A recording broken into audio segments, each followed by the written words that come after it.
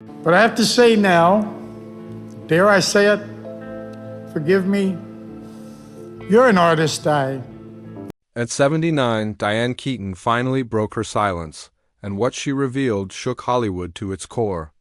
After decades of mystery, the legendary actress opened up about the one man who truly held her heart and never stayed. It wasn't just a fling or a Hollywood romance, it was a love that haunted her, shaped her, and never let her go. In a world where stars come and go, Diane's emotional confession about Al Pacino proves some love stories never die, even when they end without a goodbye. This is the truth she never told until now.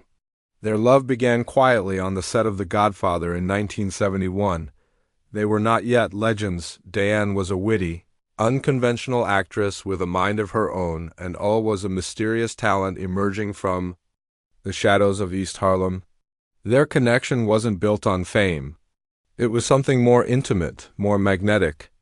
In a single glance, something unspoken passed between them, an understanding neither could explain.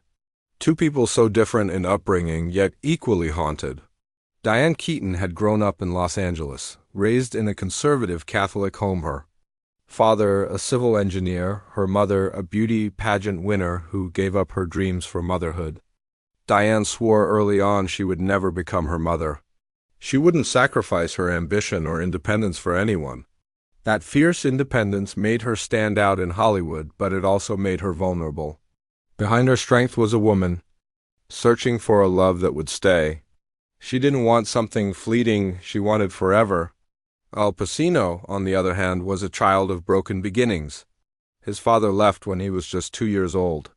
His mother raised him alone in a small Bronx apartment, working odd jobs to keep the lights on. He was shaped by hardship, not stability. He found solace not in people, but in stories on stage, in theaters, in characters. Acting was the only thing he could commit to. Relationships, however, terrified him. Attachment felt like a trap. Loss of the only thing he ever cherished, freedom. So when Diane and Al met, it was a collision of opposites, one desperately wanting to hold on and the other only knowing how to let go. Their relationship was never loud, no red carpet displays, no paparazzi-fueled headlines. It existed quietly in the spaces between takes, in long silences and glances that said everything. Diane fell for him completely. She later admitted, "I was mad about him. He was charming, brilliant, unpredictable, and I couldn't look away." Al never confirmed much publicly, but friends and colleagues knew. They could feel it. There was something deeper than chemistry, something spiritual. Their romance was anything but conventional. It unfolded over decades, never quite ending, never fully beginning again. Diane Keaton and Al Pacino shared a love that refused to fade even when everything else did. They broke up, reunited, drifted apart, only to find their way back. And through it all, Al remained the one Diane couldn't forget. The others, Woody Allen, Warren Beatty, Mel Gibson, came and went, but Al Pacino lingered like a shadow, always present in the corners of her heart. She once said, "The Godfather trilogy was about one thing for me, Al." That simple sentence revealed everything. Diane wanted what many dream of: stability, a family, something to anchor her in a world that was always shifting. She waited patiently, sometimes painfully, for Pacino to give her that. 20 years passed, and the answer never came. Their final chance arrived in 1989 in Rome. While filming The Godfather Part 3, they stayed in the same villa. Their colleagues whispered this was the moment he would finally ask her to stay forever, but it was Diane who asked. She gave him a choice: marry me or let me go. Pacino said nothing. Instead, he walked away. There was no argument, no dramatic goodbye, just silence, the kind that leaves everything broken.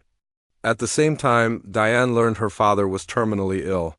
She sat in therapy, mourning a love that never truly formed and a family that was slipping away. "I kept asking for more," she said. "I wanted him to love me the way I loved him.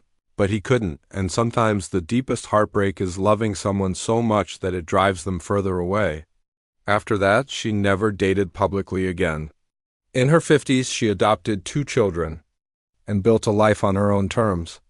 She became one of Hollywood's most respected actresses, an Oscar winner, a director, an icon. She embraced solitude not as a compromise but as a choice.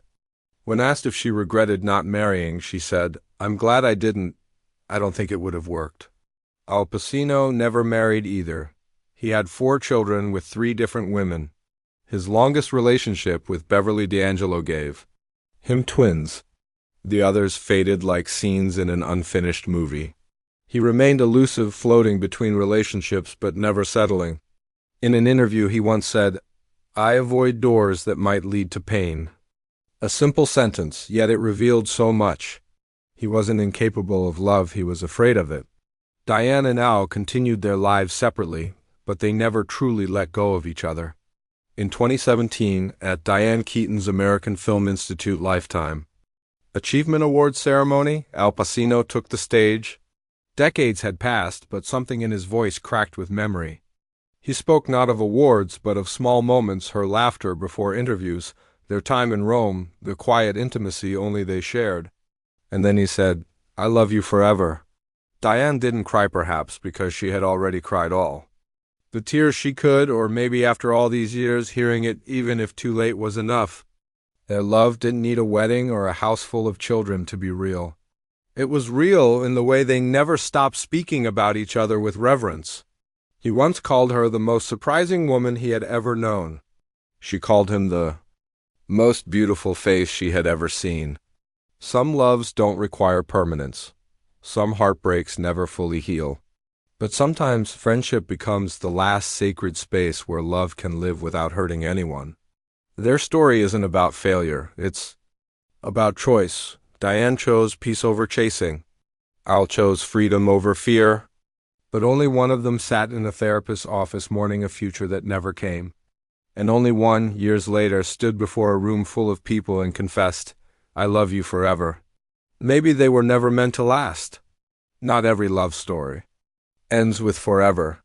Sometimes the ones that shape us the most are the ones that never quite settle, never quite stay. Diane Keaton and Al Pacino were never a typical Hollywood couple. Their love wasn't a whirlwind romance splashed across tabloids or sealed with a red carpet kiss. It was quieter, deeper, and far more complicated, a story not of happy endings, but of enduring impact. Some people come into our lives not to stay, but to reflect something back to us, our fears, our desires, our deepest wounds. That's what Diane and Al were to each other. It was a painful recognition that wanting love doesn't always mean you're ready for it, especially when the person you love can't meet you halfway. For Pacino, the fear of losing himself was too great. He lived in a world where freedom was survival and commitment felt like a threat, not a comfort. Despite their differences, their bond never broke, it evolved. They were no longer lovers, but not just friends either.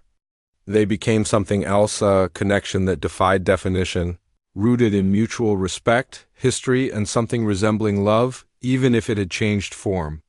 Their story reminds us that some love stories don't end with vows or rings. Some aren't even stories in the traditional sense. They're chapters in our lives that linger, that teach us, that leave a mark so deep time can't erase it. And though they let each other go, they never truly said goodbye because some love lives on even without a name. If this story moved you, don't forget to like, share, and subscribe. Join us for more untold Hollywood stories, emotional journeys, and legendary love affairs. Hit the bell icon so you never miss a moment that truly matters.